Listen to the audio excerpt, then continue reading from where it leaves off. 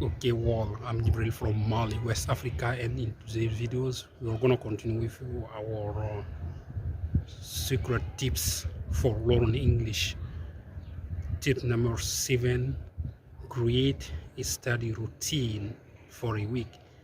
You wanna get better at speaking English, you wanna improve your English, you have to create a study plan.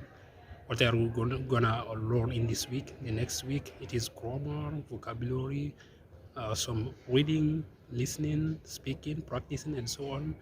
Create that and keep doing.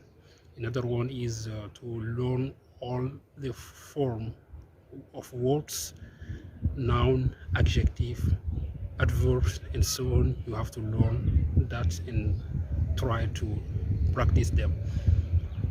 Another one is to practice all skills. You want to get better at speaking English, you want to improve your English, practice all skills. Listening, work on your listening, practice your English, and work on your writing skills, and practice also the reading skills, because these are strengthened together, complete each other.